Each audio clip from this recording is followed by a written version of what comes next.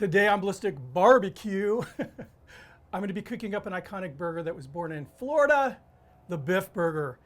And I already shot this video and realized as I was tearing down my cameras that Greggy was wearing the wrong stuff. So anyway, it is Ballistic BBQ. Let's get going.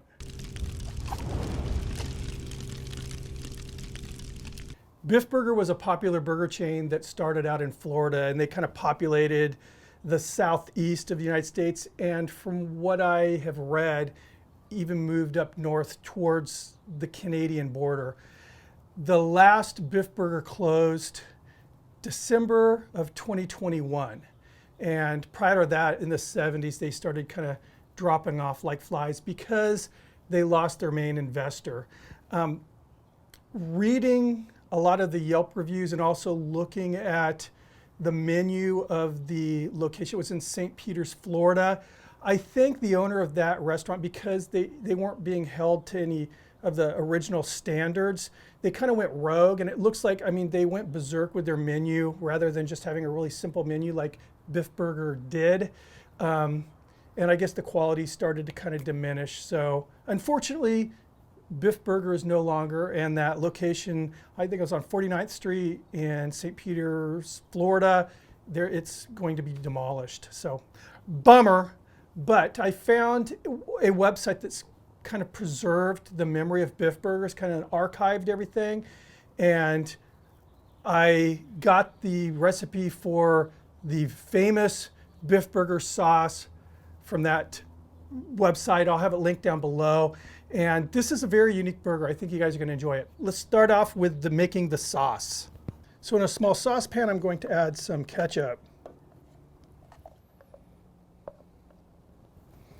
I do want to say that even though this website scaled their recipe down from the original 5-gallon recipe, it was still a lot more than I needed. So I had to put my public school educated brain to work and scale it down even more. So I will post their link to their recipe if you want to make, like, I don't know what it is, a gallon of it or 3 gallons or whatever. And then I'll also post my link, which is a lot less. I scaled this down just for a few hamburgers. Some yellow mustard.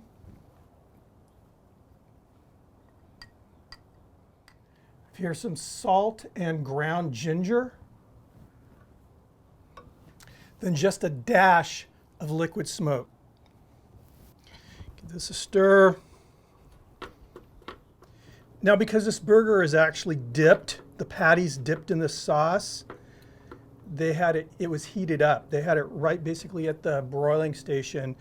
Burgers would come off the broiler into this, onto the bun.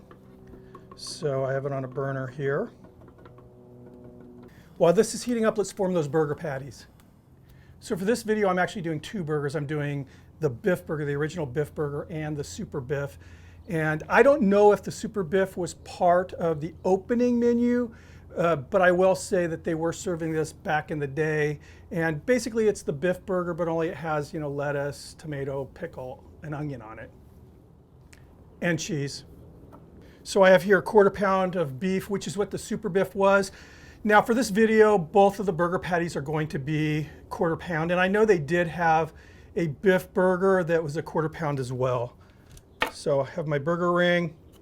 So when I want a perfectly circular burger patty like they would have at a fast food restaurant, I use one of these. It's a stainless steel baking ring, and I found these online. They are sturdy as all get out. They don't corrode like my other ones were corroding. And I have a few different sizes, and what I do is I gauge it off of the bun. So I want a raw patty that's just a little larger in diameter than the bun. And that way, when it shrinks, it'll be a perfect fit. I'll have a link. I have a link down below. If you ever go down into the description box, you'll see my gear list. So put that ring down, and I'm just going to press the meat, form the circle, form the patty. And there we go.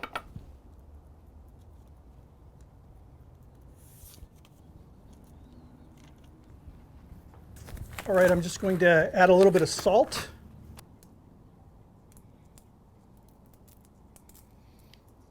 These patties are going to be uber flavorful with that sauce. Again, they're being plunged in the sauce, so I'm not going to worry about salting both sides. Biff-Burger used what they called a Roto-Broiler system, and basically I think what it was a circular grate that rotated, and then there was a infrared heating element on the top and the bottom, so it cooked both sides at once. And the cool thing is they had the buns on a rotating system underneath the patties, so the drippings were literally dripping onto the bun, which I think is cool. And I actually have an outdoor broiler. It's not a Roto-Broiler, but I think it'll do a good job of simulating the burger we're trying to achieve here. As you can see, the broiler is ready, so let's do this.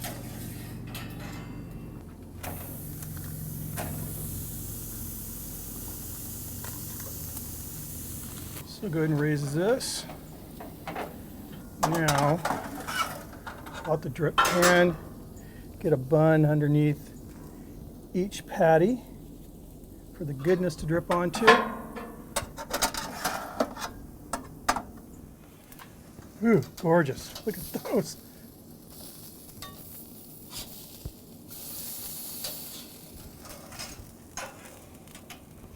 All right, those are looking good. I'm going to turn off the broiler. Let's see.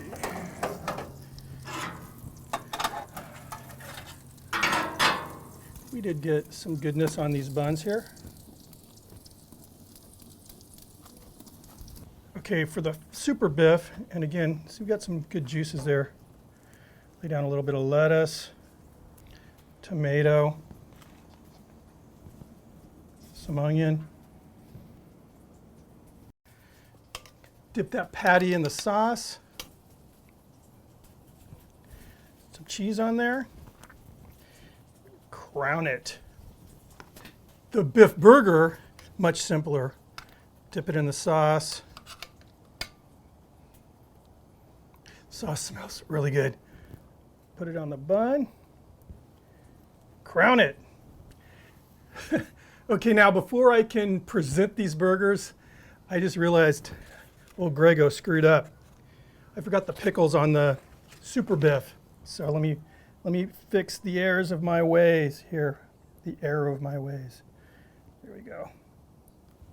Now, I can officially present the original Biff-Burger and the Super Biff-Burger, and I'm glad I've done that before, and I realized the mistake after I took a bite of the burger. So this isn't, I'll give myself a little bit of a pass on this. So anyway, let's go with the original Biff first. First of all, it smells so good. That's a better shot, look at that. Patty peeking out. And you can see why I like to gauge the burger ring a little larger than the bun, because this is a perfect fit. And these aren't really the largest buns in the world here. So when Biff-Burger opened, I mean in the early days, it was 19 cents for one burger, and then for a penny more you could get two. I could definitely see, I mean these small, I would eat two. Now we'll try out that Super Biff. So again, the Biff-Burger with the addition of lettuce, tomato, onion, pickle, and cheese. Good, again, that sauce is just, it's pungent. It's got a nice kind of a pungent-y tang. It's pungent even, I don't even know if that's a word, but it's good. So here's where I'm going with this. Personally, I prefer the Super Biff. I like the additional textures in there. I think the lettuce and the onion and the pickle and the tomato definitely add to it. And I like the cheese. It all goes well with the sauce. So overall, I'm very happy with this cook. I thought the burgers were delicious. It was an interesting cook for me. I've never cooked a burger where the juices are dripping onto the bun, so I thought that was cool. Sauce is really, really good. It'd actually be really good with tater tots or fries dipped in there. The sauce is key for this recipe, so you really don't need a broiler to do this. I think a kettle grill or a gas grill would be fine to get the whole kind of Biff-Burger vibe going. But this was the result of suggestions, so thank you guys. Everybody that suggested that I do a Biff-Burger, I appreciate that. If you're not subscribed, make sure you hit that red button, ring the notification bell, and thumb up the video if you enjoyed it. I hope you did. I will see you on the next burger video. Cheers.